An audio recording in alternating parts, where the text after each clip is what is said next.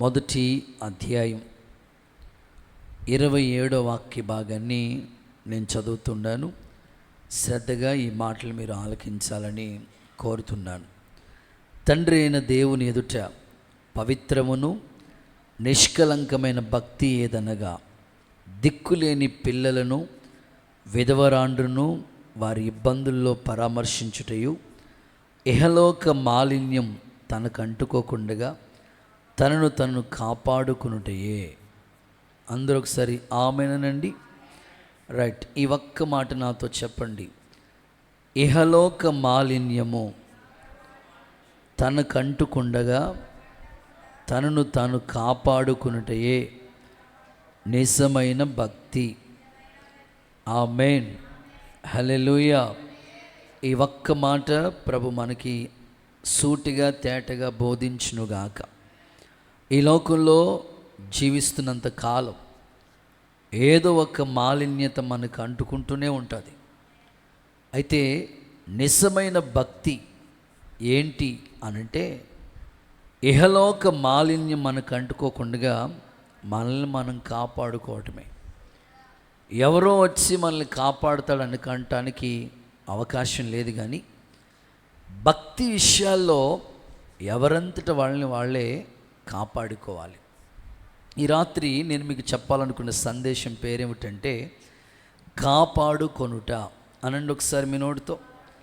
చాలు, ఈ ఒక్క మాట మీ జీవితాన్ని ప్రభావితం చేస్తే మేం పడిన ప్రయాస ఏది వ్యర్థం కాదు.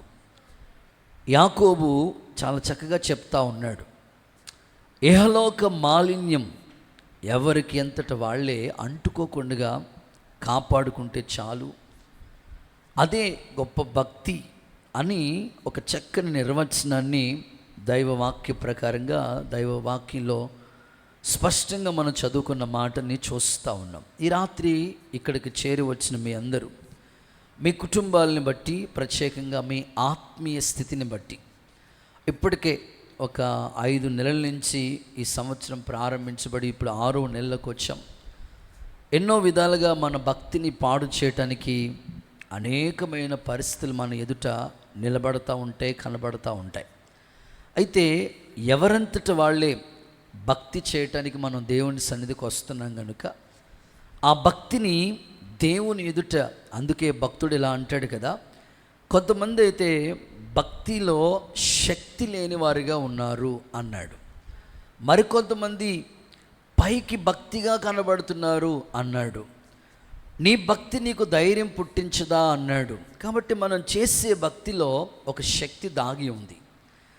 ఈ భక్తిలో ఉన్న ఆ శక్తి మనకి ధైర్యాన్ని ఇచ్చి మనం వేసే ప్రతి అడుగులో ఆలోచన చెప్పి ధైర్యం ఇచ్చి నడిపిస్తూ ఉంటుంది. అయితే చేసే ఈ భక్తిలో ఇహలోక మాలిన్యం మనకు అంటుకోకుండా మనల్ని మనమే కాపాడుకోవాలని దేవుని వాక్యం స్పష్టంగా చెప్తా ఉంది. ప్రస్తుత కాలాన్ని మనం గమనిస్తూ ఉంటుంటే ఎంతోమంది ఎన్నో కాపాడుకునే వాళ్ళు సమాజంలో మన కన్నుల ఎదుట కనబడుతూ ఉంటారు.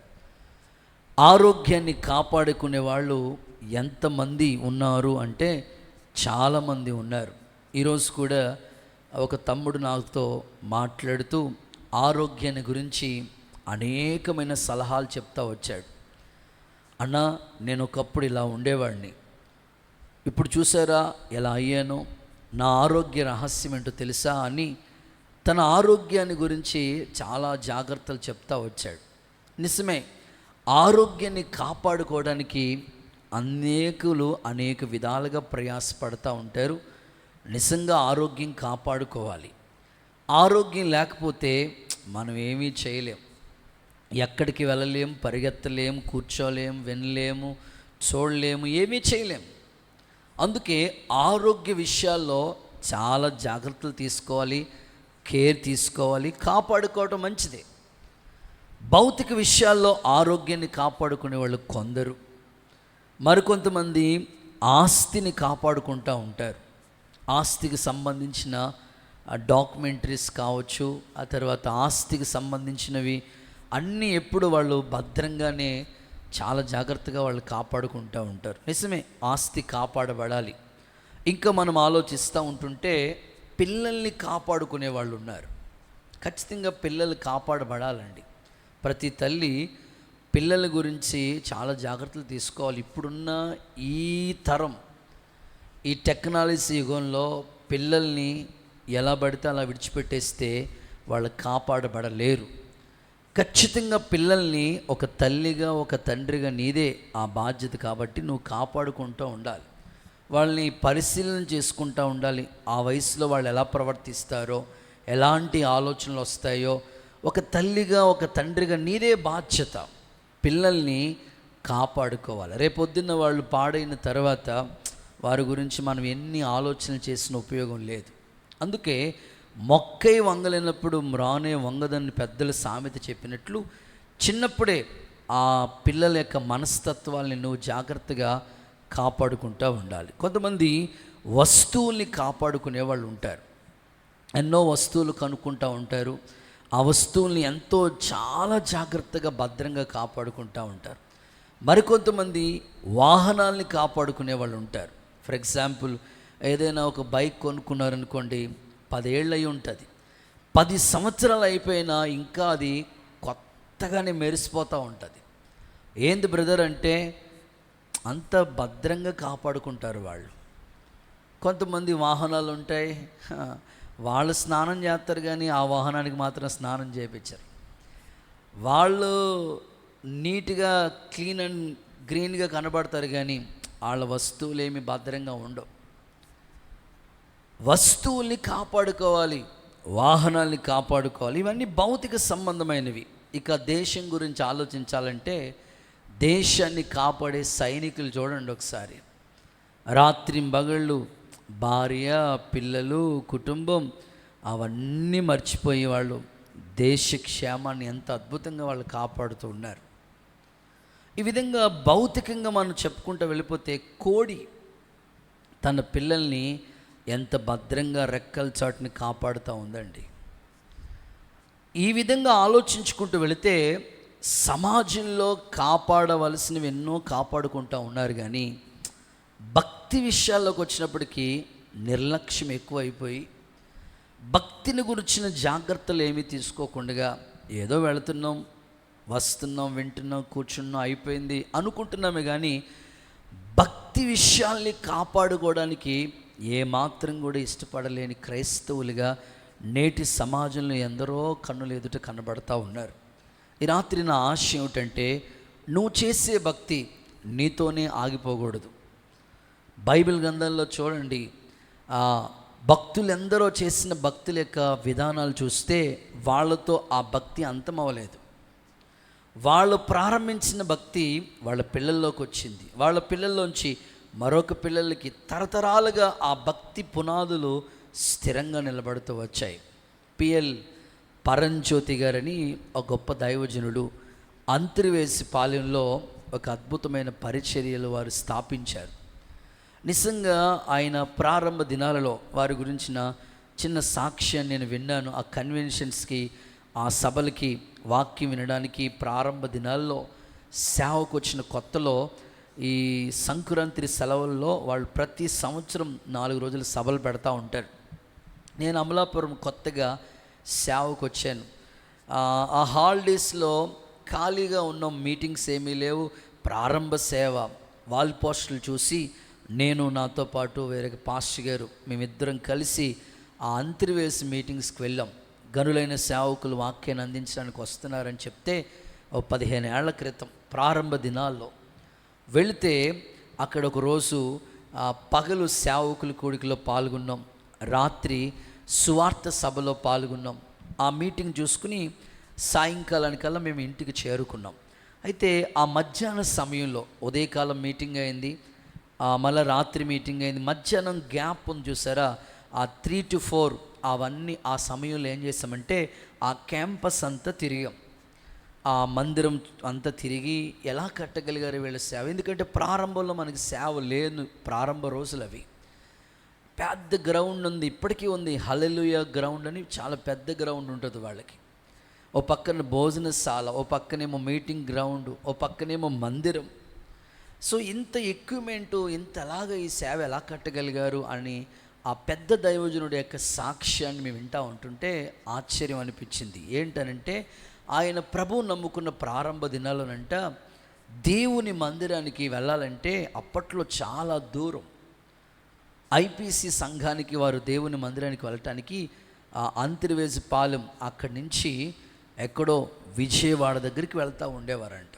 పొద్దున్న ఎప్పుడో బస్ పట్టుకుని వెళ్ళేవారంట. మీటింగ్ చూసుకుని ఆ మీటింగ్ అయిన తర్వాత మరలా బస్ దగ్గరికి వచ్చి బస్ పట్టుకుని ఇంటికి వచ్చినప్పటికీ చాలా చీకటి పడిపోయేదంట.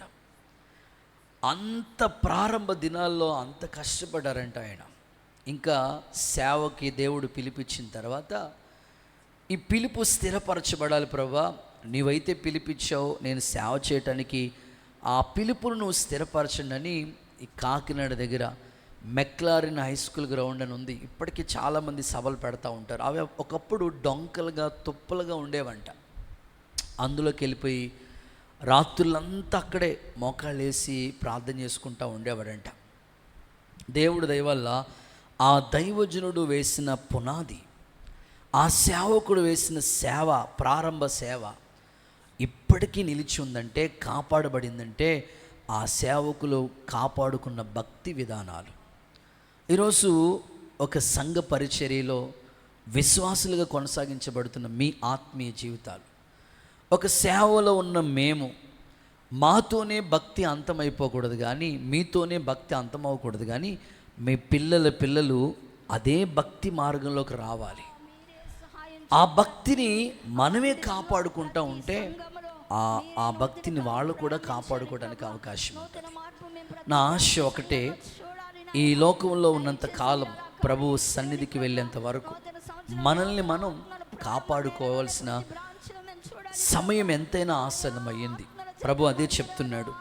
ఇహలోకం ఒకప్పుడు 15 ఏళ్ల క్రితం లేదా 10 ఏళ్ల క్రితం వెనక్కి వెళ్ళి చూడండి, అప్పుడున్న పరిస్థితులకి ఇప్పుడున్న పరిస్థితులకి చాలా వ్యత్యాసం వచ్చేసింది. అప్పుడు చూపించే ఆసక్తి ఇప్పుడు ప్రజల్లో కనబట్టలేదు. అసలు ఇప్పుడు ఎలా అయిపోయింది భక్తి అంటే, ఆదివారం రావటమే మహాఘనంగా అయిపోయింది. సేవకులు చూసుకోవాలన్నమాట. వచ్చాడా ఈ మనిషి? వచ్చాడు, అమ్మో దేవుడికి స్తోత్రం. అప్పుడు రాపోతే మామూలుగా ఉండేది కాదు. అప్పటికి ఇప్పటికి చాలా వ్యత్యాసం వచ్చేసింది. టెక్నాలజీ మారిపోయింది, పరిస్థితులు మారిపోయి అసలు ఖాళీయే దొరకట్లేదు మనిషి.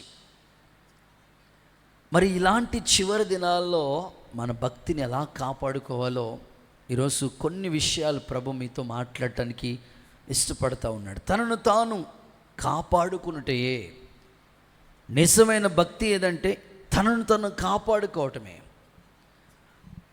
ఏ విషయాల్లో మనం కాపాడబడాలి, ఏ విషయాలు మనం కాపాడుకోవాలి, ఒక 5 విషయాలు మీ ముందుంచి ఈ సందేశాన్ని కొంచెం ముందుకు కొనసాగించాలని ఆశపడుతున్నాను. ఈ లోకంలో, ఇహలోకంలో మాలిన్యం మనకు అంటుకోకుండా ఏ విషయాల్లో మనం మనల్ని కాపాడుకోవాలో ఒక 5 విషయాలు మీ ముందు పెడతాను. జాగ్రత్తగా శ్రద్ధతో ఈ మాటలు మీరు ఆలకించండి. ఓకే, నెంబర్ 1, మొదటి మాట, సామెతల గ్రంథం 4వ అధ్యాయం 23వ వాక్యాన్ని చదవగా విందాం. సామెతల గ్రంథం 4వ అధ్యాయం 23వ వాక్య భాగాన్ని చదువుదాం. నీ హృదయంలో నుండి జీవధారలు బయలుదేరును, నీ హృదయముల నుండి జీవ జల నదులు ప్రవహిస్తాయి. కాబట్టి అన్నిటికంటే ముఖ్యంగా నీ హృదయమును భద్రంగా కాపాడుకొను. అన్నిటికంటే ముఖ్యంగా నీ హృదయాన్ని భద్రంగా కాపాడుకో. ద ఫస్ట్ థింగ్, ఏ విషయాల్లో మనల్ని మనం కాపాడుకోవాలి అనంటే మొదటి మాట, నీ హృదయాన్ని కాపాడుకోవాలి అనండి. ఏం కాపాడుకోవాలంటే మనం హృదయం. అందుకే కదా వాక్యంలో రాయబడి ఉంది, హృదయంలో నుండి జీవ జల నదులు ప్రవహిస్తాయి. తాను పొందబోయే అభిషేకాన్ని గురించి ప్రభు ఈ మాట చెప్పారు. అన్నిటికంటే ముఖ్యంగా అంటే ఇంపార్టెంట్, చాలా ఇంపార్టెంట్. 10th క్లాస్లో ఏ క్వశ్చన్ వస్తుంది? ఇంపార్టెంట్ క్వశ్చన్ అంటే మాకు మా మాస్టర్ గారు చెప్పిన క్వశ్చన్ ఏంటంటే ఎల్ఎంఎన్ లెక్కన ఉండేది. దేవుడికి స్తోత్రం చెప్పండి ఒకసారి. ఏ లెక్క? ఎల్ఎంఎన్. ఖచ్చితంగా ఆ క్వశ్చన్ లేని పేపర్ లేదు అసలు. కంపల్సరీ ఆ క్వశ్చన్ ఉంటుంది. అలా కొన్ని ఇంపార్టెంట్ క్వశ్చన్ చెప్తా ఉండేవారు అప్పట్లో. ఇదిగో ప్రభు నీకు ఇంపార్టెంట్ చెప్పేది ఏంటంటే అన్నిటికంటే ముఖ్యంగా నీ హృదయాన్ని నీవే కాపాడుకోవాలి, దాన్ని నీవే భద్రంగా కాపాడుకోవాలి. ఎందుకంటే ఈ లోకంలో ఏదో ఒక మాలిన్యత అంటుకునేటట్లుగా సాతానుగాడు ఎవరిని మింగుదుమని గర్జించు సింహం వల్లే వాడు తిరుగులాడుతూ ఉన్న రోజులు ఇవి. కనుక మనల్ని మనం కాపాడుకోవాల్సిన విషయాల్లో ఒకటి ఏమిటంటే హృదయాన్ని మాత్రం మనం కాపాడుకోవాల్సిన పరిస్థితులు ఎంతైనా ఉన్నాయి. వాక్యంలో ఈ విధంగా ఇర్మియా ప్రవక్త అంటాడు కదా, మీకు అందరికీ తెలిసిన మాట ఇది కదా, హృదయం అన్నిటికన్నా మోసకరమైంది. అంతేనా? కాదు కాదు, ఘోరమైన వ్యాధి కలిగింది. కొన్ని వ్యాధులు ఉన్నాయి, చిన్న చిన్న వ్యాధులు వెంటనే తగ్గిపోతాయి. పెద్ద పెద్ద వ్యాధులు పెద్ద పెద్ద డాక్టర్స్ ఎన్నో మంచి మెడిసిన్స్ కనుక్కుని తగ్గించేస్తున్నారు. కానీ హృదయమైన వ్యాధి ఉందే, అది అంత త్వరగా తగ్గదు. బాప్తిసం పొందిన కొత్తలో తగ్గిపోయినట్లుంటుంది, మళ్ళీ సంవత్సరం తర్వాత మళ్ళీ వచ్చేస్తుంది ఆ వ్యాధి. అభిషేకం పొందిన కొత్తలో మొత్తం అంతా తగ్గిపోయినట్టు ఉంటుంది, తర్వాత మళ్ళీ వైరస్ వచ్చేస్తూ ఉంటుంది. ఈ వ్యాధి ఎన్ని సంవత్సరాలైనా సరే మాన్చేద్దాము, ఏదోలాగా మొత్తం వేళ్లతో సహా పెళ్ళగించేద్దామని ఎంత ప్రయత్నం చేసినా ఆ వ్యాధి మాత్రం పోదు. ఎందుకంటే ఘోరమైన వ్యాధి అని చెప్పాడు ఆ వ్యాధి. మీరు ఇక్కడే ఉన్నారా? మీ మనసులు ఎక్కడెక్కడో ఆలోచిస్తూ ఉంటాయి. ఇక్కడే ఉండి మీరు ఎక్కడో వైజాగో ఏ సికింద్రాబాదో హైదరాబాద్ వెళ్ళిపోయినట్లుగా ఆలోచించుకుంటారు. మీ మనసులు అలా తిరిగేస్తూ ఉంటాయి. అందుకే హృదయాన్ని మనం చాలా భద్రంగా అంతటా మనమే కాపాడుకోవాలి. ప్రభు అయిన యేసుక్రీస్తు రాకడ గురించి ఒక మాట చెప్తూ ఈ మాట మెన్షన్ చేశారు. చూడండి, లూకా సువార్త 21వ అధ్యాయం 34 వాక్య భాగాన్ని ఒకసారి గమనిద్దాం. లూకా సువార్త 21:34లో ఈ మాటలు ప్రభు మాట్లాడుతున్నాడు. మీ హృదయములు ఒకవేళ మీ హృదయాలు తిండి వలన, మత్తు వలన, ఐహిక విచారం వలన మందముగా ఉన్నందున ఒకవేళ మందమతులైపోతారేమో. ఆ దినం అంటే రాకడ అకస్మాత్తుగా మీ మీదకి రాకుండా, ఉరి వచ్చినట్లుగా రాకుండా ఉండేటట్లుగా మీ విషయమే మీరు జాగ్రత్తగా, మీ విషయంలో మీరే ఎవరంతటా వాళ్ళదే జాగ్రత్త. ఎందుకంటే నీ హృదయంలో ఏముందో నాకు తెలియదు, నా హృదయంలో నీకు ఏముందో నీకు తెలియదు. అందుకే ఎవరంతటా వాళ్ళ జాగ్రత్త తీసుకోవాల్సినది ఏంటంటే హృదయము. మత్తు వలన, తిండి వలన, ఐహిక విచార వలన ఒకవేళ రాకడ వచ్చే సమయంలో నువ్వేమైనా మందమతిగా మారిపోతావేమో. నీ అంతట నీవే జాగ్రత్త తీసుకో అంటున్నాడు దేవుడు. సందర్భాలను బట్టి కొన్ని మాటలు మీకు వాక్య ఆధారాలతో చెప్తాను. సొలొమోన్ నిజంగానే ఒక మాటలో చెప్పుకోవాలంటే చిన్న వయసులోనే దేవుడు ఆయన్ని చాలా జ్ఞానంతో నింపాడు. ఎంత అద్భుతమైన జ్ఞానం అంటే షేబా దేశం నుండే రాణిగారు చూసి ఆశ్చర్యపోయారు. అయ్యా, నీకోసం విన్నది కొంత, ఇక్కడికి వచ్చి చూసిన తర్వాత అమ్మో ఇంత జ్ఞానం కలిగిన వాడు ఇక్కడ కూడా ఉన్నాడు అనిపించింది. అయ్యా, అద్భుతమైన జ్ఞానం. ఇంకా ఆయన జ్ఞానానికి మితి లేదనంటే చెప్పాలి. 7 సంవత్సరాలు కట్టాడు దేవాలయాన్ని, చాలా ప్రయాసపడ్డాడు. నగరాన్ని కూడా కట్టించుకున్నాడు, అన్ని సౌకర్యాలు బాగున్నాయి. ఇంత జ్ఞాన సంపన్నుడు సొలొమోను యొక్క హృదయం తిరిగిపోయిందంట, విగ్రహారాధన వైపు తిరిగిపోయిందంట. అరే, ఇంత జ్ఞానం కలిగిన మనిషి ఎందుకు అలా తయారయ్యాడు? హృదయం మోసకరమైంది, హృదయం ఘోరమైన వ్యాధి కలిగింది. అందుకే ఆ హృదయాన్ని మనమే భద్రంగా కాపాడుకోవాలి. చూడండి, వాక్యంలో సొలొమోను గురించి మీకు చదివిస్తాను. రాజుల మొదటి పుస్తకం 11వ అధ్యాయము 4వ వాక్యాన్ని చదవగా విందాం. ఓకే. సొలొమోను యొక్క హృదయాన్ని భార్యలు దేవతల తట్టు త్రిప్పగా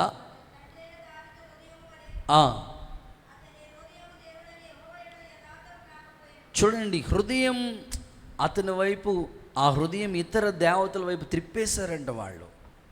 చాలక ఈరోజు ఒకసారి మీ ఆత్మీయ జీవితాన్ని ఆలోచించండి. జ్ఞానం కలిగిన సొలొమోను హృదయమే అలా మారిపోతే మన జ్ఞానం ఎంత మిడిమిడి జ్ఞానం, చాలా తక్కువ జ్ఞానం. మరి మనం ఎంత జాగ్రత్తగా మన హృదయాన్ని భద్రంగా కాపాడుకోవాలో ఈరోజు మీరు ఆలోచించాలి. లోకంలో జరుగుతున్న కొన్ని సంఘటనలు, కొన్ని పరిణామాలు మీకు అర్థమవటానికి ఈ మాటలు మీకు చెప్తాను. ప్రస్తుత కాలం పిల్లలు చాలా జాగ్రత్తగా మీ ఆత్మీయ జీవితాన్ని కాపాడుకోవాలి. యవ్వన కాలంలో రక్షింపబడిన పిల్లలు చాలా జాగ్రత్తగా మీరు ఉండాలి. సో పెద్దలు కూడా, కుటుంబాలుగా కట్టబడిన వాళ్ళు కూడా చాలా జాగ్రత్తగా మన భక్తిని మనం కాపాడుకోవడానికి ప్రయత్నం చేయాలి. సో ఎందుకు అనంటే, జరుగుతున్న పరిస్థితుల పరిణామాలను మీ ముందుకు తీసుకొస్తాను. అదేంటంటే, చాలామంది చదువు నిమిత్తమై హాస్టల్కి వెళ్తూ ఉంటారు. ఆయా చోట్ల వాళ్ళ యొక్క పరిస్థితులను బట్టి ఎక్కడ ర్యాంక్ వస్తుందో అక్కడికి పేరెంట్స్ తీసుకెళ్ళి జాయిన్ చేస్తూ ఉంటారు. చదువు నిమిత్తం మనం వెళ్ళిన ఉద్దేశం ఏంటి? అక్కడ ఇంకా ఇక్కడైతే పిల్లలతో కలిసి అల్లరి చిల్లరగా తిరిగేస్తారని పేరెంట్స్ ఏం చేస్తారంటే, హాస్టల్లో చదువుకుంటే ఇంకా వాళ్ళకి ఏ ఫ్రెండ్ సర్కిల్ ఉండరు, టైం అంతా వేస్ట్ చేసుకోవడానికి ఉండరు. ఇక్కడ అనుకోండి, వాళ్ళకి ట్యూషన్కి పంపించిన ఎంత ప్రయాసపడినా వాళ్ళు చదవట్లేదు. హాస్టల్లోకి వెళితే చదువుకుంటారులే, చదువు ఇదే వాళ్ళ కాన్సెప్ట్ అంతా కూడా చదువు మీదే ఉంటుంది, ఇదే ధ్యాసలో ఉంటారు వాళ్ళు. అందుకని హాస్టల్లో జాయిన్ చేద్దామని పాపం లక్షల రూపాయలు కట్టి చాలామంది హాస్టల్లో పిల్లల్ని చదివిస్తూ ఉన్న తల్లిదండ్రులు నేటికి ఉన్నారు. మంచిదే, వాళ్ళు తీసుకున్న అభిప్రాయాలు మంచివే. అయితే వెళుతున్న పిల్లలు ఆలోచనలు మారిపోతూ ఉన్నాయి, నిర్ణయాలు మారిపోతూ ఉన్నాయి. హాస్టల్కి వెళ్ళిన తర్వాత 1 సంవత్సరం బాగా చదువుతారేమో, 2వ సంవత్సరం కొంచెం గట్టిగా బాగా చదువుతారేమో, ఇక 3వ సంవత్సరానికి వచ్చినప్పటికీ ఫ్రెండ్స్ అలవాటు పడిపోతారు, సర్కిల్ ఎక్కువైపోతూ ఉంటుంది, హ్యాబిట్స్ కూడా, అలవాట్లు కూడా ఎక్కువైపోతూ ఉంటాయి. ఆ తర్వాత ఇక కాలేజీ నుంచి లోకం వైపుకి వెళ్ళిపోవటం, సినిమాలకి, వ్యసనాలకి, అనేకమైన అలవాట్లకి వాళ్ళ హృదయం పాడైపోతూ ఉంటుంది. తల్లిదండ్రులేమో వాళ్ళని పంపించిన ఉద్దేశం వేరు, వాళ్ళ కొరకు ఖర్చు పెట్టే డబ్బులు వేరు. కానీ ఆ పిల్లలు అక్కడికి వెళ్ళిన తర్వాత సర్కిల్ వాళ్ళ హృదయాన్ని పూర్తిగా మార్చేస్తూ ఉంది. అందుకే ఈ రాత్రి ప్రభు నీతో చెప్తున్నాడు, ఈ చివరి దినాల్లో మనంతట మనమే హృదయాన్ని భద్రంగా కాపాడుకోవాలి. పరిశుద్ధాత్ముడు ఇలాంటి కృప మీ అందరికీ దయచేయునుగాక. 13 సంవత్సరాలండి ఒక పాపకి. ఎంత పిల్లలు చెప్పండి? 13 సంవత్సరాలు. పొద్దున్నే నిద్రలేసి వాళ్ళ అమ్మని అంటుందంట, మమ్మీ నాకు పెళ్లి చేస్తావా చేయవా, చేస్తావా చేయవా? అమ్మ 18 సంవత్సరాలు రావాలమ్మ పెళ్లి చేయాలంటే, నీకు 13 సంవత్సరాలు, ఇంకా 5 years లేదు, చేస్తావా, నన్ను చేసుకోమంటావా? అలా కాదు, ఇదిగో నేను హృదయం ఎప్పుడో ఇచ్చేశాను అంటే పిల్లల పరిస్థితి చూడండి ఎలా అయిపోయిందో. చిన్న వయసులోనే వాళ్ళ లోక సంబంధమైన వ్యసనాలకి బానిసలైపోతున్నారు. అందుకే ఈ వాక్యాన్ని వింటున్న మీ ఆత్మీయ జీవితాన్ని ప్రభు చెప్తున్నాడు, అన్నిటికన్నా ముఖ్యమైనది హృదయం. కాబట్టి ఆ హృదయాన్ని భద్రంగా కాపాడుకుందాం. యేసయ్య మన భక్తిని స్థిరపరచునుగాక. రైట్, 2వ మాటలకు వెళ్ళిపోతున్న సెకండ్ వన్. ఈ చివరి దినాల్లో ఇహలోక మాలిన్యం మనకు అంటుకోకుండా మనల్ని మనం ఎలా కాపాడుకోవాలో కొన్ని మాటలు మీకు చెప్తా ఉన్నాను. ఒకటి, హృదయాన్ని కాపాడుకోవాలి.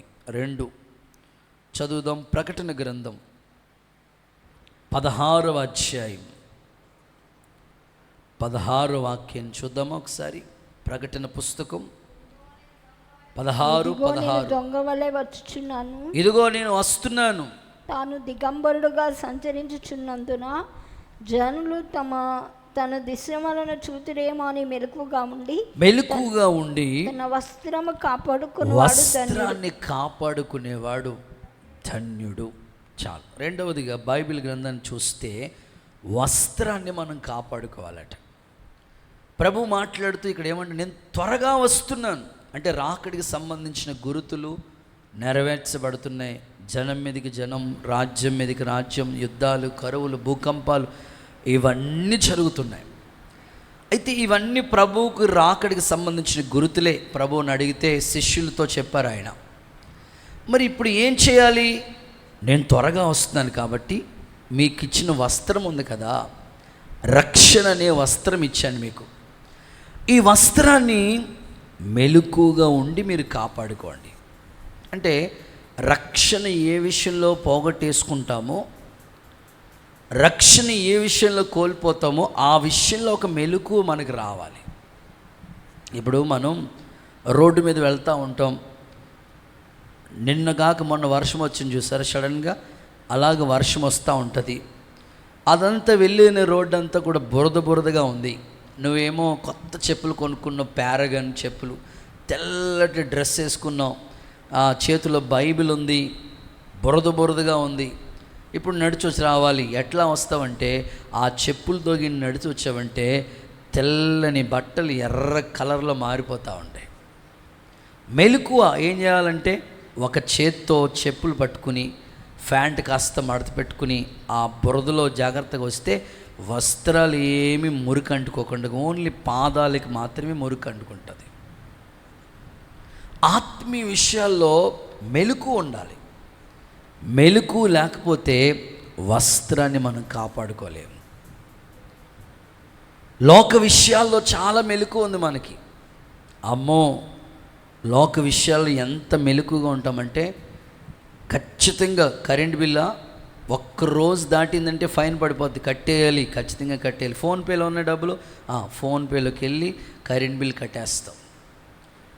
రూమ్ రెంట్, అమ్మో ఈ నెల బిల్లు కట్టకపోతే మొత్తం ఇల్లంతా ఖాళీ చేయించేస్తారు, కట్టేస్తాం. ప్రతి విషయంలో ఎంతో మెలకుగా ఆలోచిస్తూ ఉంటాం. మరి భక్తి విషయాల్లో కూడా నీకు ఇచ్చిన రక్షణ ఏ విషయంలో కోల్పోతున్నావో నీ మనస్సాక్షి నీకు చెప్తున్నప్పుడు వెంటనే ఆ రక్షణ కాపాడుకోవడానికి ఇష్టపడాలి. బైబిల్లో కొన్ని ఉదాహరణలు మీకు చెప్తా. దేవుడు మనకిచ్చిన రక్షణ వాల్యూ ఎంత గొప్పదంటే, ఏదేను తోటలో ఆదాము అవ్వల్ని దేవుడు ఉంచాడు. అన్ని ఫలాలు తినండి, కానీ మంచి చెడు తెలియనిచ్చి ఈ ఫలాన్ని మాత్రం పొరపాటున మీరు తినొద్దని ప్రభు చెప్పేశాడు. కానీ అవ్వమ్మని సర్పము కుయుక్తితో మోసం చేసింది. ఇప్పుడు దేవుడు ప్రతిరోజు వచ్చి వాళ్ళతో మాట్లాడేవాడు. ఇప్పుడు ఆదామా అని పిలిస్తే చెట్లు చాటుకి వెళ్ళిపోయి దాక్కున్నాడు ఆదాం. దేవుడు వారికి ఇచ్చిన మహిమ కలిగిన ఆ వస్త్రాన్ని కోల్పోయి ఇప్పుడు వాళ్ళు ఏం చేశారు తెలుసా? అంజూరపు ఆకులు కచ్చడములుగా చేసి ధరించారంట.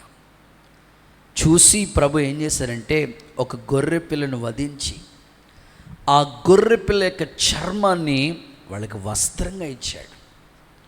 యేసు ప్రభు కూడా చేసిన త్యాగం అదే. ఏదేను తోటలో దేవుడు వాళ్ళకి గొర్రె పిల్ల చర్మాన్ని వస్త్రంగా ఇచ్చినట్లు మన ప్రభు అయిన యేసుక్రీస్తు కూడా ఇదిగో లోక పాపమును మోసుకుని పోయే దేవుని గొర్రె పిల్లగా వచ్చి మనందరి పాపాలు క్షమించి సిలువ మ్రాను మీద ఆ సిలువ భారాన్ని మోసి గొప్ప విలువైన రక్షణ మనకిస్తే ఆ రక్షణ ఈజీగా మనం కోల్పోతూ ఉన్నాం. ఆ రక్షణ ఈజీగా పోగొట్టేసుకుంటున్నాం. ఇంకో మాటలో చెప్పాలంటే, ఆ రక్షణలో ఎదగకుండగా భక్తిలో నిర్లక్ష్యం చేసి ఆ వస్త్రాన్ని కోల్పోయిన స్థితిలో ఉంటున్నాం. అందుకే ఆ రక్షణ వస్త్రాన్ని కూడా నువ్వు కాపాడుకోవాలి. యేసయ్య చెప్పిన ఉదాహరణ నీకు తెలుసు కదా. యెరూషలేములో ఉన్నాడంటే ఒక వ్యక్తి, నిజమే, యెరూషలేములో మందిరం ఉంది. యెరూషలేములో అనేకమైన వస్తువులు ఉన్నాయి. అక్కడ నుంచి ఎరుకుకు దిగొచ్చేస్తూ ఉంటుంటే దొంగోడు రెడీగా ఉంటాడు. వీడికి బంగారం అక్కర్లేదు, డబ్బు అక్కర్లేదు, కానీ నీ రక్షణ వస్త్రాన్ని పట్టుకెళ్ళిపోతూ ఉంటాడు. రెడీగా ఉన్నాడు, అంతే కొరప్రాణంతో కొట్టి ఆ వస్త్రాన్ని తీసేసుకున్నాడు. లేవీయుడు యాజకుడు వెళ్ళాడు కానీ పట్టించుకోలేదు. మంచి సమరీయుడు జాలిపడి అతను తీసుకెళ్ళి మరలా పోటుకుని వాని ఇంటికి తీసుకెళ్ళాడు. ఈరోజు నా ఆశ, నా ప్రార్థన, దేవుని పిల్లలుగా మీరు మీకు ఇచ్చిన రక్షణ ఎంతమందిని రక్షణలో నడిపిస్తూ ఉన్నారు. రక్షణ వస్త్రాన్ని మాత్రం పోగొట్టుకోకూడదు. చూడండి, ఒక వాక్యాన్ని మీకు చదివిస్తాను. యెషయా గ్రంథం 61వ అధ్యాయం 10వ వాక్యం చూడండి. యెషయా 61:10లో ప్రభు అక్కడ మాట్లాడుతున్న మాట ఇలా ఉంది. చదవండి. 61:10లో శృంగారమైన పాగా ధరించుకున్న పెండ్లి కుమారుని రీతిగా, ఆభరణములతో అలంకరించుకున్న పెండ్లి కుమార్తె రీతిగాను ఆయన రక్షణ వస్త్రములను నాకు ఆయన రక్షణ వస్త్రాన్ని నాకు ధరింపచేసి ఉన్నాడు. నిజమే, దేవుడు నీకు ధరింపచేసిన వస్త్రం పేరే రక్షణ వస్త్రం. ఇప్పుడు మరి ఆ వస్త్రాన్ని నీవే కాపాడుకోవాలి. ఆ రక్షణ నీవే కొనసాగించాలి. ఆ రక్షణలో నీవే ఎదగాలి. రక్షణ ఎప్పుడూ నిర్లక్ష్యం చేయకూడదు. ఓకేనా? ప్రభు సన్నిధిలో మీ ఆత్మీయ జీవితాలు రక్షణ కాపాడుకోవాలి. మీకు అర్థమయ్యే భాషలో చెప్తాను. ఒకసారి చేతులెత్తి హల్లెలూయా అని చెప్పండి. హుషారుగా చెప్పాలా. రక్షణ ఎప్పుడు కోల్పోతుందో తెలుసా? వాక్యం ఈ విధంగా ఉంది. మూర్ఖులకు ఈ తరమునకు వేరై రక్షణ పొందండి. అంటే ఇప్పుడున్న ట్రెండ్ ఏంటయ్యా? మూర్ఖులకు ఈ తరం. ఇప్పుడు నువ్వు పొందుకున్న రక్షణ కాపాడబడాలంటే ఆ మూర్ఖులకి తరానికి సెపరేట్గా నువ్వు ప్రత్యేకంగా కనబడాలి. అలా లేకపోతే రక్షణ కోల్పోయే పరిస్థితులు ఉంటాయి. ఉన్న తరం ఎలాంటిదంటే మూర్ఖతరం, వక్రజనం. వీళ్ళ మధ్యలో నీవు లోకమందు జ్యోతిగా నువ్వు వెలగాలంటే ఖచ్చితంగా మూర్ఖులకి తరానికి వేరుగా సెపరేట్గా నువ్వు ఉండాలి. అప్పుడే రక్షణ వస్త్రం కాపాడబడుతుంది. చూడండి, బాప్తిసం పొందిన కొత్తలో దైవజనుడు మనకి ప్రమాణాలు చేపిస్తూ ఉంటాడు. ప్రతి ఆదివారం మందిరాన్ని మానకుండా వస్తావా? వస్తానయ్య గారు. మరణం వరకు నమ్మకంగా ఉంటారా? ఉంటానయ్య గారు. దేవుని సన్నిధిలో లోక సంబంధమైనవన్నీ మానేసుకుంటానయ్య గారు. ఎంతకాలం? జీవితాంతకాలం అంటారు. 6 నెలల తర్వాత మరలా పాత జీవితం వచ్చేస్తూ ఉంటుంది. ఓ సంవత్సరం తర్వాత కొత్త మనిషి మళ్ళీ పాత మనిషి అయిపోతూ ఉంటాడు. సౌలు పౌలయ్యాడు కానీ ఈ పౌలే సౌలైపోతూ ఉంటాడు. దేవుని సముఖంలో మూర్ఖులకు ఈ తరానికి వేరుగా ఉండాలి. అప్పుడే నీ రక్షణ వస్త్రం కాపాడబడుతుంది. నేను విశ్వాసిగా ఉన్న ప్రారంభ దినాలు, దేవుని నమ్ముకున్న కొత్త రోజుల్లో జరిగిన ఒక చిన్న సంఘటన మీకు చెప్తాను. ఎక్కువగా నేను పాస్టర్ గారితో పాటు కాలేజ్కి వెళ్ళినా, స్కూల్కి వెళ్ళినా, చర్చి ఖాళీ దొరికితే చాలు దేవుని మందిరానికి వెళ్ళి దేవుని కార్యక్రమాల్లో ఉండేవాళ్ళం. సేవకులు విజిటింగ్ తీసుకెళ్ళేవారు, కూడా మమ్మల్ని హౌస్ విజిటింగ్ తీసుకెళ్తూ ఉండేవారు, వెళ్ళేవాళ్ళం. అయితే ఓ తల్లి 2 వారాల నుంచి మందిరానికి రావట్లేదు. సేవకులు వెళ్తూ వెస్లీ ఖాళీగా ఉన్నావా అని అడిగారు. ఖాళీగా ఉన్నానన్నా, వస్తానన్నా, హోంవర్క్ అంతా చేసేసుకుని వస్తానని. నేను అప్పుడు 10th క్లాస్ చదువుతా ఉన్నా. సరే అని కూడా తీసుకుని వెళ్ళాను. వెళ్ళిన తర్వాత ఆ తల్లి 2 వారాల నుంచి మందిరానికి రావటం లేదు. పాస్టర్ గారు వచ్చినంటే కుర్చీ వేశారు, కూర్చున్నాం. అయ్యగారు అన్నీ అడిగారు, అమ్మ ఎలా ఉంటుంది, మీ పరిస్థితులు ఎలా ఉన్నాయి, ఏంటమ్మా 2 వారాల నుంచి మందిరంలో కనబట్టలేదు తల్లి అని అంటే, ఆ తల్లి చెప్పినారు, అయ్యగారు ఒంట్లో ఏమీ బాగాలేదు, వద్దాం అనుకున్నాను కానీ ఏదో ఒక ఆటంకం వచ్చేసి రాలేకపోయాను అయ్యగారు, అందుకే 2 వారాల నుంచి మీకు కనబట్టలేదు అని తన మనసులో ఉన్న బాధ అంతా సేవకులతో పంచుకుంది ఆ తల్లి. సరేనని పాస్టర్ గారు ప్రార్థన చేస్తానమ్మా, మోకరించండి అంటే మోకరించి ఓపిక లేదండి గారు, నేను ఇలాగే కూర్చుంటాను, ఏమో అసలు ఒంట్లో బాగాలేదు, చాలా నీరసంగా ఉంది, అలాగే ప్రార్థన చేయండి అన్నారు. సరేనని అలాగే చిన్న ప్రార్థన చేస్తూ వచ్చారు ఆయన. ఆ ప్రార్థనలో ఆయన బాగా ఎక్కువగా లీలమైపోయారు అన్నమాట. ఒక 5 నిమిషాల్లో ప్రార్థన చేసి ముగించాలి, కానీ ఆయనకి అభిషేకం ఆగట్లేదు, భాషలు మాట్లాడేస్తూ ఉన్నారు. 5 నిమిషాలు కాస్త 10 నిమిషాలు అయిపోతుంది, ఆవిడ అలాగే కుర్చీలోనే ఉన్నారు. ఎక్కువగా ఆయన ఇంచుమించు పావుగంట సేపు ప్రార్థనలోకి వెళ్ళిపోయాడు. సడన్గా ఆయన ప్రార్థన చేస్తూ ఉన్నప్పుడు ఆమె ఆ కుర్చీలోంచి అలా ఎట్లా పడిపోయిందో తెలియదు కానీ కింద పడిపోయింది. మేము మరి పాస్టర్ గారు ప్రార్థన చేసినట్టు కళ్ళు తెరి చూడకూడదు కదా, ఈ పిల్లలైతే కళ్ళు తెరి చూస్తూ ఉంటారు, చూడకూడదు, మళ్ళీ చూస్తే తిడతాడు ఆయన. అలాగే కళ్ళు మూసుకుని అలాగే ప్రార్థన లేకపోతే ఆమెనన్నప్పుడు కళ్ళు తిరిగి చూస్తే డామని ఆ కింద పడిపోయి ఉంది. చూస్తే అయ్యగారు ఇప్పుడు నాకు తేలిగ్గా ఉందని అన్నది ఆవిడ. స్తోత్రం చెప్పండి ఒకసారి. ఇప్పుడు నాకు చాలా తేలిగ్గా ఉందండి అన్నది. అప్పుడు అయ్యగారు చెప్పారు, అమ్మా 2 వారాల నుంచి నువ్వు మందిరానికి రావట్లేదు, ఒంట్లో బాగా కాదు కానీ నిజం చెప్పు. అప్పుడు చెప్తుంది నిజం. అయ్యగారు మా చుట్టాలు పెళ్ళికి వెళ్ళానండి, పెళ్ళికి వెళ్ళిన తర్వాత అయ్యగారు అక్కడ అన్యులతో కలిసి అన్నిట్లోని ఇన్వాల్వ్ అయిపోయాను అయ్యగారు, ఆ దెయ్యం వచ్చి నన్ను పట్టుకుంది అయ్యగారు. అసలైన విషయం అప్పుడు దెయ్యం పోయిన తర్వాత చెప్తుంది ఆమె. దేవుడికి స్తోత్రం చెప్పండి ఒకసారి. హల్లెలూయా చెప్తారు గట్టిగా. నిజంగానే ఆ తల్లి ఆత్మీయ జీవితం 2 వారాలు వెనక్కి వెళ్ళిపోయింది. ఎప్పుడైతే సేవకులు సరి చేశారో మరలా తిరిగి కట్టబడిందండి. ఆ సంఘానికి ఎంతో నమ్మకస్తురాలుగా మారిపోయింది. ఇప్పుడు నా ప్రార్థన ఏమిటంటే, దేవుడు మీకు ఇచ్చిన విలువైన రక్షణ, ఆ వస్త్రాన్ని కాపాడుకోవాల్సిన బాధ్యత మందే. ఏదో విధంగా పోగొట్టడానికి సైతాన్ గారు ప్రయత్నం చేస్తూ ఉంటాడు. దీంట్లో మీకు ఎగ్జాంపుల్ ఎవరంటే పేతురు. అసలే పేతురు దేవుని దగ్గరికి వచ్చినప్పుడు ఎలా ఉంటుందో తెలుసా ఆయన యొక్క నిర్ణయాలు? ప్రభువా మా అమ్మ తోడు, మీరు ఫిల్ చేసుకోండి, ఇంకా మా అక్క తోడు, మా చెల్లి తోడు, మా అన్న తోడు, నేను నిన్ను అస్సలు విడిచిపెట్టను ప్రభా అనేవాడు. ప్రభు ముందే చెప్పాడు, బాబు ముమ్మారు బొంకేస్తావు నీవు అని చెప్తే, లేదు మా అమ్మ తోడు, మా అక్క తోడు, మా చెల్లి తోడు, అందరి తోడు ప్రామిస్ చేస్తూ ఉండేవాడు. పేతురు మనస్తత్వం ఎలా అంటే, గోదావరిలో ఉంటే బాగా ఈదేస్తూ ఉంటుంది చేప, ఫ్రిడ్జ్లోకి వెళ్ళిపోతే మాట్లాడలేదు మీరు అంటే ఏ ఎండకి ఆ గొడుగుకి రకం పేతురు మాట. ప్రభుకు ముందే తెలుసు కదా, చెప్పాడు. చెప్పినా సరే ప్రభా ఏమనుకుంటున్నావు అసలు, నేను అసలు నా భక్తి ఏంటి ప్రభా, ఏంటి ప్రభా, ఇట్లాగా చెప్తా వచ్చేవాడు పేతురు. సరే ముందుగా ప్రభు చెప్పాడు కదా. చివరికి పరిస్థితులు ఎలా వచ్చినాయి అంటే, యేసు ప్రభు మరణాన్ని జయించి సిలువ వేయబడిన తర్వాత పునరుద్ధానుడై తిరిగి అనేకులకి కనబడ్డాడు.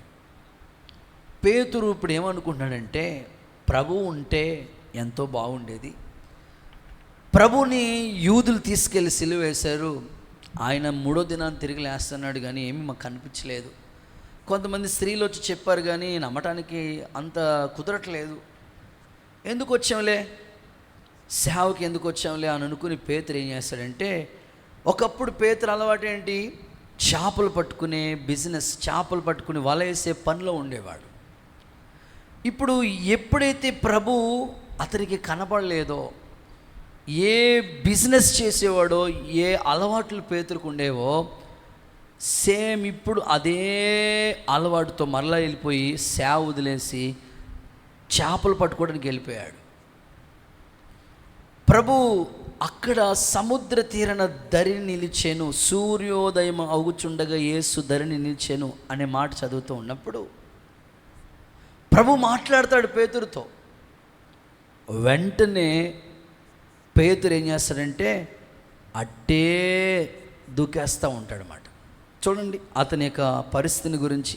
యోహాను సువార్త 21వ అధ్యాయం 7వ వాక్యం కదా. యోహాను సువార్త 21వ అధ్యాయం 7వ వాక్యం చూద్దామా? ఓకే. ఆయన ప్రభువు సుమి అని పేతురుతో చెప్తున్నాడు. ఆయన ప్రభువని సీమోను పేతురు విని వస్త్రహీనుడై, ఆ మాటని మీరు టిక్ చేయాలి. వస్త్రహీనుడై పై బట్ట వేసి సముద్రంలోకి దూకేశాడు. పీటర్, ఎందుకయ్యా వస్త్రహీనుడైపోయావు? ఈరోజు ఆత్మీయులందరూ దేవుడు మీకు ఇచ్చిన ఆ విలువైన రక్షణ వస్త్రం, స్తుతి వస్త్రం, ఉల్లాస వస్త్రం, ఎన్నో వస్త్రాలు ఉన్నాయి బైబిల్లో. వాటిని మనమే కాపాడుకోవాలి. భక్తులెందరో ఈ చివరి దినాల్లో ఏర్పాట్లో ఉన్నవాళ్ళు కూడా తొలగిపోతున్న ఈ చివరి దినాల్లో మనకిచ్చిన వస్త్రాన్ని, రక్షణ వస్త్రాన్ని యేసు నామంలో కాపాడుకుందాం. అలాంటి కృప దేవుడు మనకి దయచేయునుగాక. గట్టిగా చెప్దామా ఆమేనని. మొన్న ఆల్ నీడ్ ప్రేయర్కి వచ్చిన పెద్దయ్య గారు, పాస్టర్ గారు అద్భుత సాక్ష్యం చెప్పారు కదా. వాళ్ళ నాన్న భయంకరంగా ప్రభువుని హింసించేవాడంట, దూషించేవాడంట. అలాంటి ఆయన ప్రభు గురించి ప్రకటించి, ఆయన ప్రకటించడమే కాదు, వాళ్ళ పిల్లలు కూడా ప్రకటించే స్థితిగా మార్చేసుకుని వాళ్ళ ఫ్యామిలీ అంతా సేవకు అంకితం అయిపోయింది. ఇలాంటి సాక్ష్యాలు ఎన్నో మనం వింటూ ఉన్నాం కదా. కనుక మన వస్త్రాన్ని మనం కాపాడుకుందాం. ప్రభు మనకి సహాయము చేయునుగాక. 3 తిమోతికి రాసిన 2వ పత్రిక 4వ అధ్యాయం 7వ వాక్యాన్ని చదువుదాం. తిమోతికి రాసిన 2వ పత్రిక 4వ అధ్యాయం 7వ వాక్యం చూద్దాం. మంచి పోరాటం పోరాడాను, నా పరుగు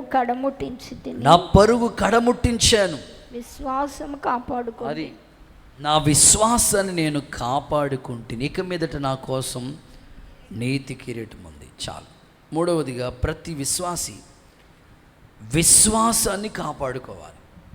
అందరికీ దేవుడు విశ్వాసం అనేది ఒక పరిమాణం చొప్పునిస్తాడు. ఇక్కడ చిన్నపిల్లలు ఉన్నారా? శామ్యుయేల్, బర్నబాస్, రామ్జీ, ఇలా పిల్లలు కొంతమంది ఉన్నారు. నోయల్, ఈ పిల్లలకు ఒక విశ్వాసం ఉంటుంది. తర్వాత యవనస్తులు, వాళ్ళకు ఒక విశ్వాసం. పెద్దోళ్ళు, వాళ్ళకు ఒక విశ్వాసం. సేవకులు, మాకు ఒక విశ్వాసం. విశ్వాసం అనేది పరిమాణం చొప్పున ఉంటుంది. ఇప్పుడు నువ్వేం చేయాలంటే నీకు ఇచ్చిన విశ్వాస పరిమాణాన్ని నువ్వు కాపాడుకుంటూ ఉండాలి.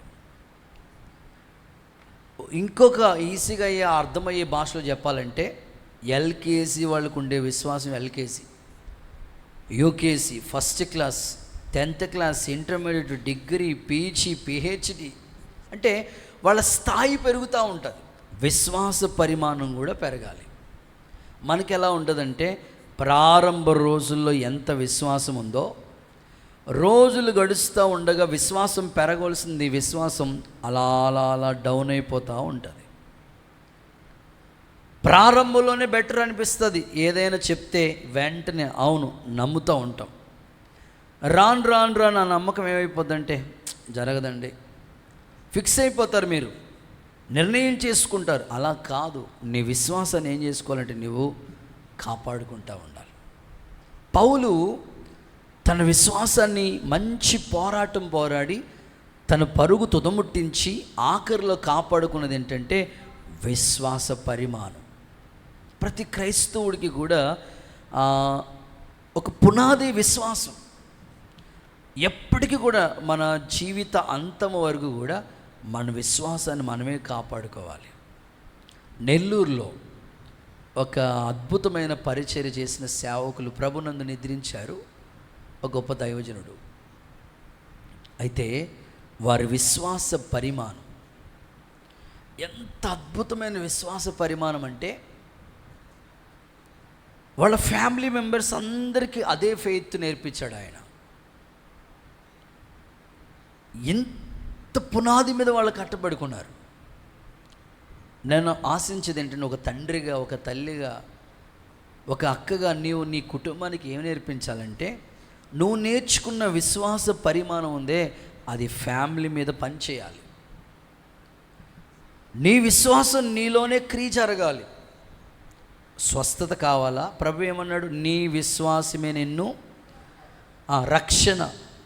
ప్రభు అయిన యేసుక్రీస్తునందు విశ్వాసం ఉంచు, అప్పుడు నీవు నీ ఇంటోళ్ళు. అంటే ప్రతిదీ విశ్వాసం లేకుండా ఏది జరగదు. దేవుని దగ్గరికి వచ్చేవాడు దేవుడు ఉన్నాడని తను అడిగే వాళ్ళకి ఫలం దయచేస్తారని నమ్మాలి కదా. ఇంకేమన్నాడు ప్రభు? విశ్వాసం లేకుండా దేవునికి ఇష్టలై ఉండుట.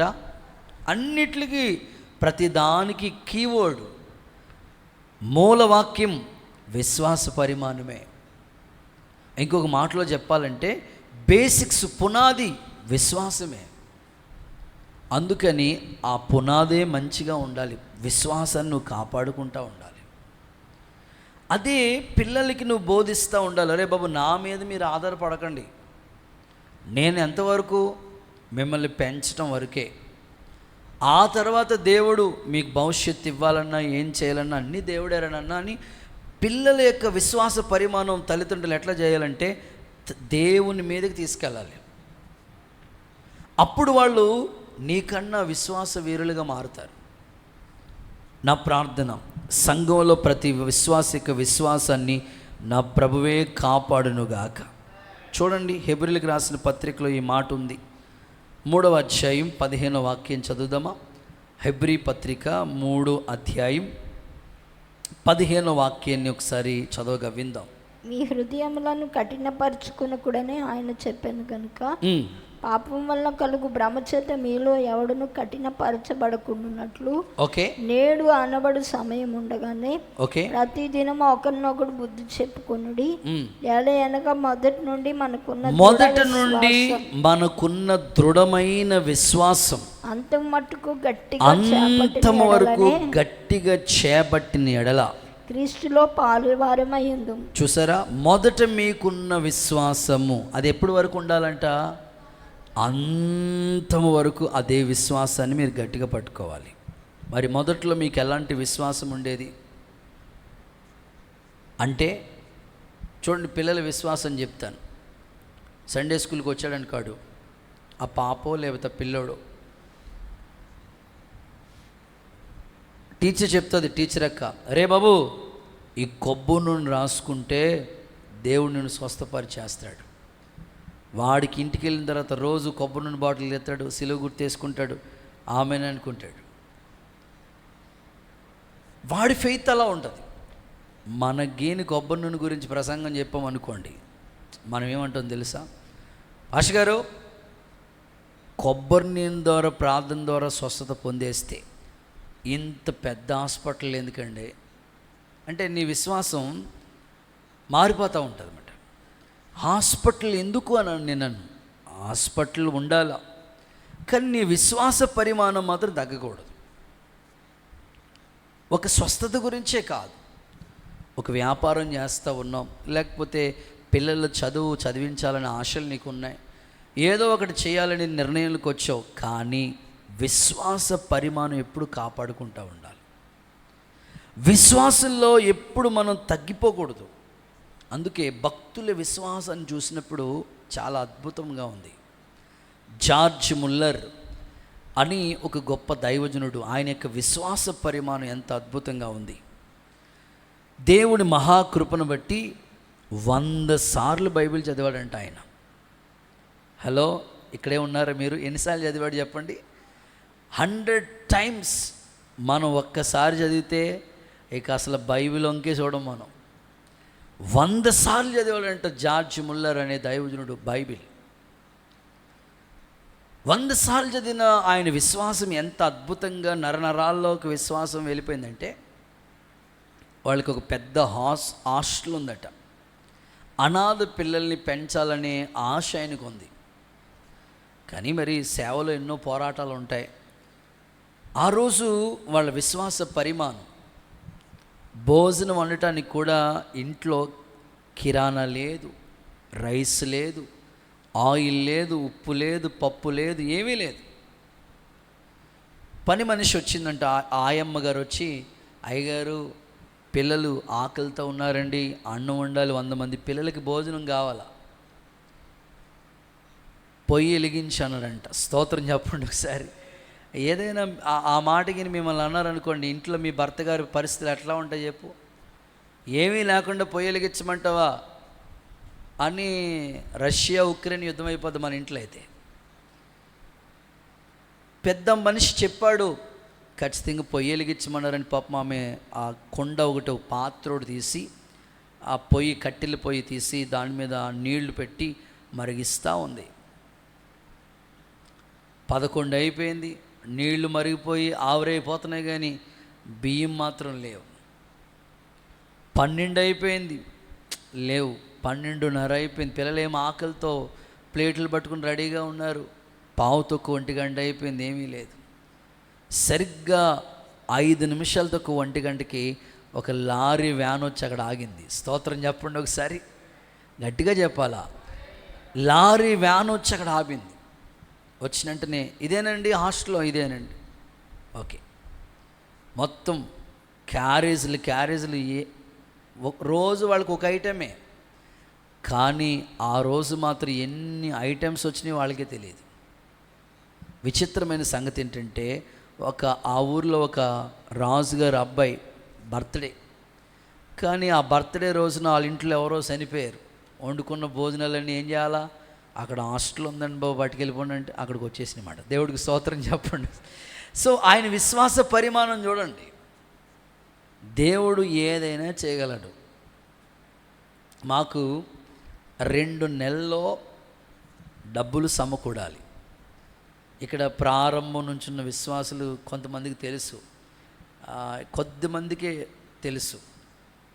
2 నెలలు టైం ఇచ్చారు వాళ్ళు. 2 నెలల్లో డబ్బులు సమకూడాలి. ఎట్లా? మనం ఎవరిని బలవంతంగా అడిగి తీసుకునేది కాదు. మేము ఒకటే చేసేవాళ్ళం, ఆ పైన అలాగ బరకం కట్టేసుకుని, ఒకటే, ప్రభా నువ్వు ఇచ్చినందుకు స్తోత్రమయ్యా, నువ్వు చేసినందుకు స్తోత్రమయ్యా, అద్భుతం చేసినందుకు వందనాలయ్యా, అలా అంటూ ఉండేవాళ్ళం. అంతే. ఆ సమయం మాకిచ్చిన, వాళ్ళు ఇచ్చిన టైం కన్నా 1 రోజు ముందే దేవుడు అలా సమకూర్చిన సందర్భాలు ఒకటి కాదు, ఎన్నో. అవన్నీ గుర్తు చేసుకుంటూ ఉంటుంటే ప్రారంభంలో ఉన్న విశ్వాసం మరలా పురుకొల్పబడి, ప్రభా మా విశ్వాసాన్ని వృద్ధి పొందించయ్యా, విశ్వాసంలో ఎక్కడ వెనక్కడుగు వేయకూడదయ్యా, విశ్వాసంతో జరిగిన సేవ ఎంత అద్భుతంగా నువ్వు నిలబెట్టావు. కొన్నిసార్లు ఆ విశ్వాసం మాలో ఉండట్లేదయ్యా, మరలా విశ్వాసాన్ని కాపాడుకునే కృపనివ్వండి అయ్యా. ఈరోజు ఇక్కడ కూర్చున్న మీ కుటుంబ పరిస్థితుల్లో ఎలాంటి ఆర్థికపరమైన ఇబ్బందులు మీరు ఎదుర్కొంటున్నారు, మీ ఇంట్లో ఎలాంటి అనారోగ్యాలు చోటు చేసుకున్నాయి, మీ ఇంట్లో కుటుంబంగా ఎన్ని శోధనలు మీరు ఎదుర్కొంటున్నారు, విశ్వాస పరిమాణాన్ని మాత్రం గట్టిగా పట్టుకోండి. రాజ్యాన్ని జయించే శక్తి మీకు ఇస్తాడు దేవుడు. విశ్వాసం లేకపోతే మేము ఎంత గట్టిగా ప్రార్థన చేసిన, ఎన్ని రోజులు ఉపవాసాలు ఉన్నా మీలో కార్యాలు జరగవు. మొదట ఉండవలసిన విశ్వాసమే. ఆ విశ్వాసాన్ని మీరు గట్టిగా పట్టుకోవాలి. అదే మీ పిల్లలకి ఉగ్గుపాల్లాగా నూరి పోసేయాలి. విశ్వాస పరిమాణమే. ఆ విశ్వాసం ద్వారానే కార్యాలు జరుగుతూ ఉంటాయి. జయరాజయ్య గారు సేవకి వెళ్ళేటప్పుడట, వాళ్ళ పెద్ద పాస్టర్ గారు ఒక డ్రమ్ము ఒకటి కొనిచ్చాడంట. ఒక్క డ్రమ్ము, వెళ్ళరా విశ్వాసం మీద సేవ చేయి, వెళ్ళు. సికింద్రాబాద్ నుంచి నిర్మల్ ఇంచుమించు ఒక 4-5 గంటల జర్నీ. సేవకులు కూటానికి రావాలంటే బస్ ఛార్జీలకి డబ్బులు కూడా ఉండేవి కావంట ప్రారంభ రోజుల్లో. 2 వెళితే వచ్చేటప్పుడు ఛార్జీలు ఉండవని ఒక్కడే వెళ్తూ ఉండేవారట. అవి వాళ్ళ ప్రారంభ రోజుల పరిస్థితులు. అలా ఒక డ్రమ్ముతో ప్రారంభించబడిన సేవ ఎంత మహిమకరంగా దేవుడు చేశాడు. ఈరోజున ఆశ సేవకులైనా విశ్వాసులైనా విశ్వాసం లేకపోతే దేవునికి ఇష్టలుగా మారలేము. విశ్వాసం లేకపోతే కార్యాలు జరగవు. అందుకే మనకు పునాదే విశ్వాసం కాబట్టి ఆ విశ్వాసాన్ని గట్టిగా పట్టుకుందాం. ప్రభు మనందరికీ కృప అనుగ్రహించునుగాక. చూద్దాము గట్టిగా ఒకసారి ఆమెనందమా. చూడండి ఒకసారి పేతురు రాసిన మొదటి పత్రికలో విశ్వాసాన్ని గురించి మాట్లాడుతున్నాడు. మొదటి అధ్యాయంలో 7వ వాక్యం చూడండి ఒకసారి. నశించిపోయే సువర్ణం అగ్ని పరీక్ష చేత శుద్ధ సువర్ణంగా మారుతుంది కదా, దానికంటే అమూల్యమైన మీ విశ్వాసము, దానికంటే అమూల్యమైన మీ విశ్వాసం ఈ శోధనల చేత, ఈ శోధనలకి, పరీక్షకు ఆ పరీక్షలకి నిలిచినదై యేసుక్రీస్తు ప్రత్యక్షమైనప్పుడు, ఆయన ప్రత్యక్షమయ్యేటప్పుడు మీకు మెప్పును మహిమయు ఘనత ఇవన్నీ మీకు ఇస్తాడు. అంటే విశ్వాస పరిమాణాన్ని గురించి అక్కడ మాట్లాడితే ఏమనంటే, బంగారము అగ్నికి పరీక్షకు నిలబడ్డది కదా. మీ విశ్వాసం ఎప్పుడు పరీక్షించబడుతుందో తెలుసు. ఒక వ్యక్తిలో విశ్వాసం ఉందని ఎలా తెలుస్తుందో తెలుసా? అగ్ని పరీక్షకు నిలబడాలి. షడ్రక్, మేషక్, అబేద్నెగోలు ప్రపంచానికి ఎలా తెలిసారంటే వాళ్ళకు వచ్చిన అగ్ని శ్రమలు వాళ్ళు నిలబడ్డారు కాబట్టి. దేవుడు నీవు ఎంత శ్రమ మోయగలుగుతావు, ఎంత బరువు మోయగలుగుతారో అన్ని శ్రమలే దేవుడు అనుమతిస్తాడు. ఎందుకు ఇచ్చావు ప్రభా నాకు ఈ శ్రమ? పక్కింటోళ్ళకి లేదు, ఎదిరింటోళ్ళకి లేదు, నాకన్నా తక్కువ భక్తి చేస్తున్న వాళ్ళకి లేదు, నాకే ఎందుకు ఈ శ్రమ అంటే, నువ్వు తట్టుకునే శక్తి నీకుంది కాబట్టి నీకు ఇచ్చాడు ఆయన. ఎందుకు తెలుసా? నీ విశ్వాసాన్ని ఆయన పరీక్షిస్తూ ఉన్నాడు. ఇప్పుడు షడ్రక్, మేషక్, అబేద్నెగోల విశ్వాసం ఎప్పుడు తెలిసిందంటే అగ్ని పరీక్షకు వాళ్ళు నిలబడినప్పుడే. కొన్నిసార్లు మన ఇంట్లో ఒక శోధన తర్వాత ఒక శోధన, ఒక శ్రమ తర్వాత ఒక శ్రమ, ఆ ఓ పక్కన ఆర్థికపరమైన ఇబ్బందులు, ఓ పక్కన అనారోగ్య పరిస్థితులు, ఓ పక్కన శ్రమలు, ఇవన్నీ తట్టుకోలేక అనిపిస్తుంది, ఏంటి ప్రభు ఈ విశ్వాస జీవితం నేను చేయలేను ప్రభు అనిపిస్తుంది. కానీ ఆ విశ్వాసం శ్రమలకి నిలబడాలి. అప్పుడే ఆ అగ్ని పరీక్షలో మన విశ్వాసాన్ని దేవుడు పరీక్షిస్తూ ఉంటాడు. ఈ రాత్రి నా ప్రార్థన, విశ్వాసాన్ని కాపాడుకునే కృప దేవుడు మీ అందరికీ దయచేయునుగాక. ఇక 2 విషయాలు ఉన్నాయి, త్వరగా రెఫరెన్స్లు ఇచ్చేసి ముగించేస్తాను. 4వది సామెతల గ్రంథం 7వ అధ్యాయం 2వ వాక్యం చూడండి ఒకసారి. సామెతల గ్రంథం 7వ అధ్యాయం 2వ వాక్య భాగం. నా ఆజ్ఞను నీవు మనస్సును నుంచుకొని ఎడల, నీ కనుపాపు వలె నా ఉపదేశమును కాపాడిన ఎడల నీవు బ్రతుకుదు. నా ఉపదేశాన్ని నువ్వు కనుపాపు వలె కాపాడిన ఎడల నువ్వు బ్రతుకుదు అంటే మన ఉపదేశాన్ని కాపాడుకోవాలి. దేవుడు నీకు ఇచ్చిన ఉపదేశం ఉంది కదా, వాక్య ఉపదేశం. రకరకాల బోధలు చేస్తూ ఉన్నాయి. మీరు అలా సెల్ ఫోన్ ఆన్ చేయలే కానీ ఎవరు పడితే వాళ్ళు బోళ్ళని ప్రసంగాలు. కానీ నువ్వు నేర్చుకున్న ఒక ఉపదేశం ఉంది కదా, ఆ ఉపదేశాన్ని మాత్రం ఎప్పుడు నువ్వు గట్టిగా పట్టుకుంటూ ఉండాలి. నువ్వు నేర్చుకున్న ఉపదేశం, నువ్వు చదువుతున్న వాక్యం, ఆ ఉపదేశాన్ని నువ్వేం చేయాలంటే గట్టిగా పట్టుకోవాలి. రకరకాల బోధలు మారిపోతున్నాయి, మనుషులు కూడా మారిపోతూ ఉన్నారు. అందుకని నీవు నేర్చుకున్న ఉపదేశాన్ని మాత్రం విడిచిపెట్టొద్దు. బాప్తిసం గురించి నీకు ఒక ఉపదేశం తెలుసు, ఆ ఉపదేశంలో కట్టబడాలి. ప్రార్థన, కొంతమంది అంటారు అసలు ప్రార్థన చేసుకునేటప్పుడు కళ్ళు మూసుకున్నావాలని ఎక్కడుంది బైబిల్లో చెప్పండి? అసలు ప్రార్థనే చేయక్కర్లేదు ఇలా బోధించేవాళ్ళు కొందరు, సువార్త గురించి మాట్లాడేవాళ్ళు కొందరు, అలంకరణ సమర్పణ గురించి వ్యతిరేకంగా మాట్లాడేవాళ్ళు కొందరు, రకరకాల బోధలు వచ్చేసినాయి. పార్ట్ టైం సేవే, ఫుల్ టైం సేవ అక్కర్లా, బోధించే బోధలు ఎన్నో ఉన్నాయి. కానీ నువ్వు నేర్చుకున్న ఉపదేశం, వాళ్ళు విడిచి రమ్మన్నాడు కదా ప్రభు, వాళ్ళంటేనే జీవనాధారం. ఒక్కసారే పరిశుద్ధులకి ఒక్కసారే అప్పగించబడిన ఆ బోధ కోసమే నువ్వు పోరాడాలి. ఆ ఉపదేశాన్ని ఏం చేయాలంటే గట్టిగానే పట్టుకోవాలి. అప్పుడు వరకు నువ్వు జడేసుకునే సహోదరిగా ఉన్నావు, వాక్యాన్ని విన్నావు, అలంకరణ గురించి అర్థమైంది, సమర్పణ గురించి అర్థమైంది. ఆ తర్వాత ముడేసుకోవాలనే మనసు నీకు వచ్చింది. నీ అంతట నీకే ఆ మనసు వచ్చింది, నిర్ణయం తీసుకున్నావు, ఇంట్లో నీ భర్తతో చెప్పావు, ఆయన అంగీకరించడం అంతా బాగుంది. నువ్వు అలా భక్తి చేసుకుంటూ వెళుతున్నప్పుడు నీకన్నా ఎప్పటి నుంచో సీనియర్ భక్తిగా ఉన్నవాళ్ళు ఇంకా జళ్ళేసుకునే ఉన్నారనుకో.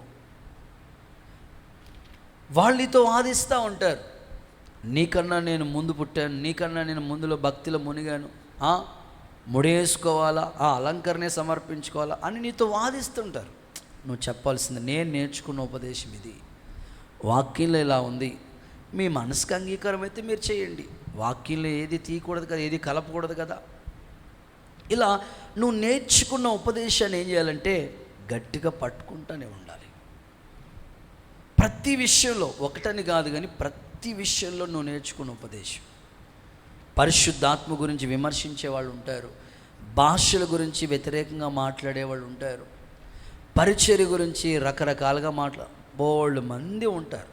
కానీ నువ్వు నేర్చుకున్న ఉపదేశానికి నువ్వు కట్టబడు. యేసయ్య నీకు కృపను అనుగ్రహించునుగాక. రైట్. ఫిలదెల్ఫియ సంఘం ఎలా ఉందో తెలుసా? చూద్దాం.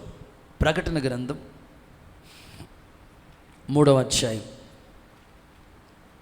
8వ వాక్యం చూడండి ఒకసారి.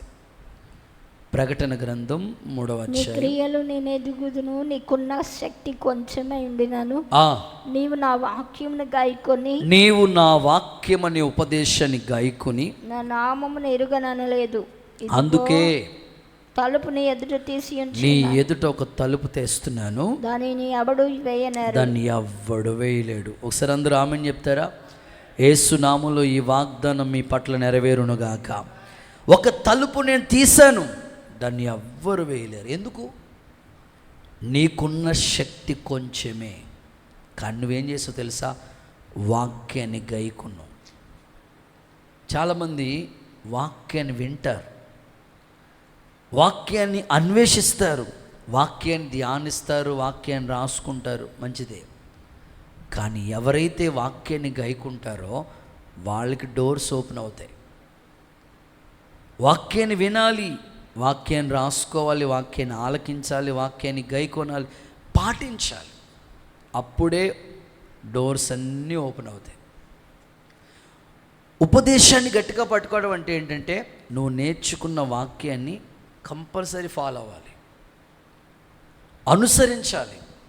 అప్పుడే దేవుడిని ఎదుట ఏదైతే నీ ఎదుట ద్వారాలన్నీ మూసేశారనుకుంటున్నారో అవన్నీ ఒక్కోటి ఓపెన్ చేస్తూ ఉంటాడు దేవుడు.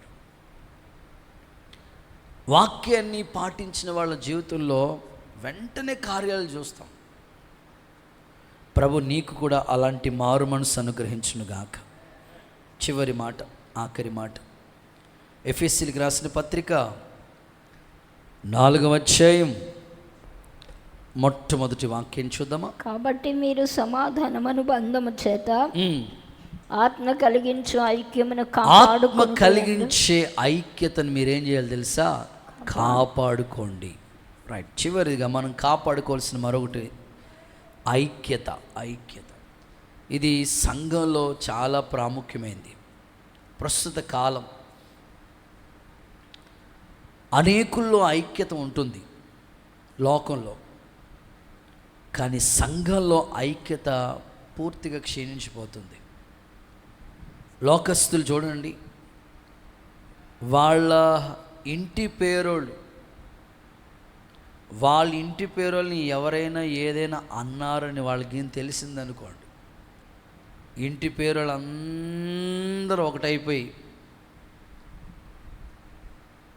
వాళ్ళు న్యాయం జరిగేదాకా పోరాడుతూ ఉంటారు. కానీ సంఘంలో ఏదైనా జరిగిందని తెలిసిందనుకోండి, మనకి ఎందుకు వచ్చిందిలేండే అని ఐక్యత లోపించిన వాళ్ళుగా ఉంటారు. దేవుని పిల్లలు కాపాడుకోవాల్సింది ఏంటంటే ఆత్మ కలిగించే ఐక్యత. ఇప్పుడు అవయవాల్లో అనేకమైన అవయవాలు ఉన్నాయి, అన్నీ ఒక శరీరంలోనే అతకబడ్డాయి కదా. సంఘంలో మనం కూడా ఒక్కొక్క అవయవంగా పనిచేస్తేనే శరీరం అవుతుంది. సంఘములో నీ బాధ్యత ఏంటంటే సాధ్యమైనంత వరకు వాళ్ళు నీకు వందనాలు చెప్పినా చెప్పకపోయినా, నిన్ను పలకరించినా పలకరించకపోయినా, నీవు శరీరంలో అవయవం కాబట్టి ఖచ్చితంగా praise Lord brother, praise Lord sister, నీ వంతుగా నీవు ఎప్పుడు అందరితో ఐక్యంగా కాపాడుకోవడానికి ప్రయత్నించు. నీ ఐక్యతను చూసి ఖచ్చితంగా అన్యజనులు సాక్ష్యం చెప్పాలి. అమ్మో, వీళ్ళ సంఘంలో ఎంత ఐక్యంగా ఉంటారండి, వీళ్ళు ఏదైనా వస్తే అందరూ ఒకటైపోయి చక్కగా దేవుని పని చేసుకుంటారండి. ఎప్పుడు కూడా ఐక్యత అనేది లోపించకుండా మనం కాపాడుకోగలిగితే ప్రభువు సహాయం చేస్తాడు. రాకడ కొరకు సిద్ధపడతాం. అలాంటి కృప దేవుడు మనకి దయచేయునుగాక. చూడండి, ఆదికాండ గ్రంథం 13వ అధ్యాయం 8వ వాక్యం చదువుకుని మనం ప్రార్థన చేసుకుందాం. ఆదికాండ గ్రంథం 13:8. కాబట్టి అబ్రహాం, మనము బంధువులము గనుక నాకు నీకు నీ పశువుల కాపర్లకి నా పశువుల కాపర్లకి కలహాలు ఉండకూడదు. అంటే చూడండి, అబ్రహాము లోతు, వాస్తవంగా లోతు లేని లోతే, పేరేంటి లోతు, కానీ ఒక్క ఆత్మీయ లోతు కూడా లేదు. ఇలా అనుకుని ఉంటాడు లోతు. ఏమనుకున్నాడంటే, అబ్రహాముకి నేను లేకపోతే అసలు అబ్రహామే లేడు అనుకుని ఉంటాడు అనుకుంటా. లోతుకు తెలియదు అబ్రహాం ఇంట్లో 318 మంది ఉన్నారని. సరే, అబ్రహామును విడిచిపెట్టేసి వెళ్ళిపోయాడు లోతు అక్క ఆస్తి సొదొమ రోజులు పట్టుకెళ్ళిపోయారు. అబ్రహాం అని ఇలా అనుకోవచ్చు, నీకు ఇలాగ ఉండాలే అని, కానీ ఐక్యత కాపాడుకోవాలి కదా. సర్లే, తానే తన ఇంటి పుట్టిన వాళ్ళని 318 మందిని తీసుకెళ్ళి సొదొమ రాజులతో యుద్ధం చేసి ఆస్తంతా పట్టుకొచ్చి మళ్ళా లోతు చేతులు పెట్టాడు. అంటాడు, మనం బంధువులం కదా, మనలో కలహాలు ఉండకూడదు. నువ్వేమనాలో తెలుసా? మనం సంఘస్థులం కదా, మనం దేవుని పిల్లలం కదా, మనలో విభేదాలు ఏంటి, మనలో కలహాలు ఏంటి? మనం దేవుని పిల్లలం, ఖచ్చితంగా ఐక్యత కాపాడుకోండి.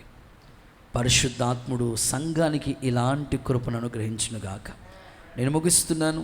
ఇహలోక మాలిన్యత అంటుకోకుండా ఉండటమే, మనల్ని మనం కాపాడుకోవడమే నిజమైన భక్తి.